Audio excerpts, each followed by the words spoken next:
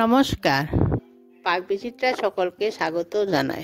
শীতকাল মানে নানান রকমের শাকসবজির বাহার, তাই আমি আপনাদের বেগুন আর বড়ি দিয়ে পালং শাক রান্না করে দেখাবো। আমি যেভাবে রান্না করলাম আপনারা সেভাবে রান্না করে খাবেন, দেখবেন খুব ভালো লাগবে। আমার রেসিপিটি কেমন লাগলো আমার কমেন্ট বক্সে অবশ্যই কমেন্ট করে জানাবেন। আর এই ধরনের নতুন নতুন রেসিপি পেতে হলে আমার চ্যানেলটি সাবস্ক্রাইব করতে ভুলবেন না। আর নোটিফিকেশন পেতে হলে বেল আইকনটি অবশ্যই প্রেস করে দিবেন। পাশে থাকার জন্য ধন্যবাদ। আজ আমি আপনাদের আরেকটি নতুন রেসিপি করে দেখাবো পালং শাক বেগুন আর বড়ি দিয়ে। তার জন্য আমি এখানে এক আটি পালং শাক ভালো করে ধুয়ে তারপরে একটু মোটা করে কেটে নিচ্ছি। পালং শাক একটু মোটা করে কেটে নিতে হয়। বেগুন নিয়েছি হাফ, একটা মিডিয়াম সাইজের বেগুন আমি হাফ নিয়েছি, একটু মোটা ডুমো করে কেটে নিয়েছি। এখানে 8টা কলাই তেলে বড়ি নিয়েছি, 2টো কাঁচা লঙ্কা মাঝখানে চিড়ে নিয়েছি, নুন নিয়েছি, হলুদ নিয়েছি।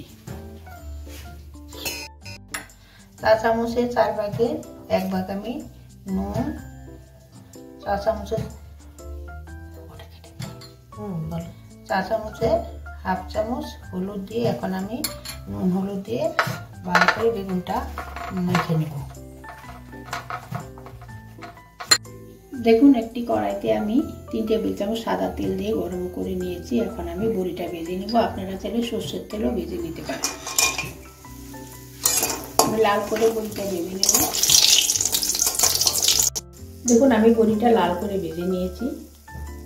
দেখুন কড়াইতে আরো 2 চামচ সাদা তেল অ্যাড করে নিয়েছি। এখন আমি বেগুনটা ভেজে নেব।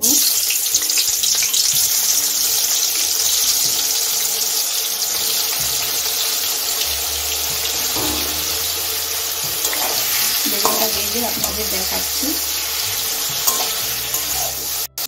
দেখুন আমার বেগুনটা ভাজা হয়ে গেছে। বেগুনটা লাল করে ভাজার দরকার নেই, দেখুন ভাজতে ভাজতে বেগুনটা নরম হয়ে গেছে।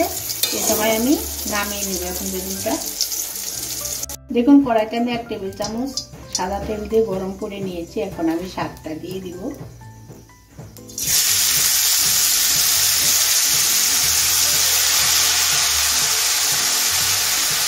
প্রথমে বেশি তেল দিতে হবে না, বেগুন ভাজার তেল রয়েছে। যখন আমি বেগুনটা অ্যাড করে দেবো তখন অনেকটাই তেল ছেড়ে দেবো। 2টো কাঁচা লঙ্কা তেল আমি দিয়ে দিচ্ছি। কাঁচা নিচে 4 ভাগের 1 ভাগ হলুদ,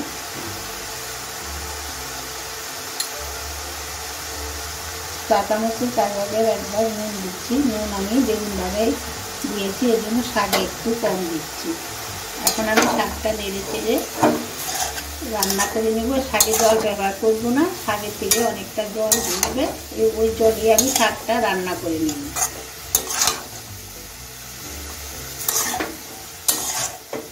দেখুন আমার শাকের থেকে অনেকটাই জল বেরিয়েছে। এখন আমি জলটা শুকিয়ে নেব। দেখুন আমার শাকটা সিদ্ধ হয়ে গেছে, শাকের জলও শুকিয়ে গেছে। এখন আমি ভেজে রাখা বেগুন দিয়ে দিচ্ছি।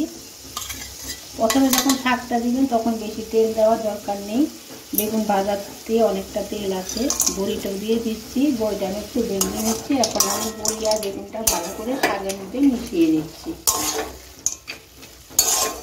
দেখুন আমার শাকটা হয়ে গেছে। এখানে আপনারা শাকের পরিমাণটা আপনাদের পছন্দ অনুযায়ী বাড়িয়ে কমিয়ে নিতে পারেন। আর এখানে নুন ঝালটা আপনাদের স্বাদ অনুযায়ী দেবেন। আমি এখন শাকটা নামিয়ে নিচ্ছি। আমার শাকটা রান্না হয়ে গেছে, গরম গরম ভাতের সাথে খাবেন, দেখবেন খুব ভালো লাগবে। দেখুন আমার বেগুন আর বড়ি দিয়ে পালং শাক হয়ে গেছে, তৈরি হয়ে গেছে। আমি যেভাবে করলাম আপনারা সেভাবে রান্না করে খাবেন, দেখবেন খুব ভালো লাগবে।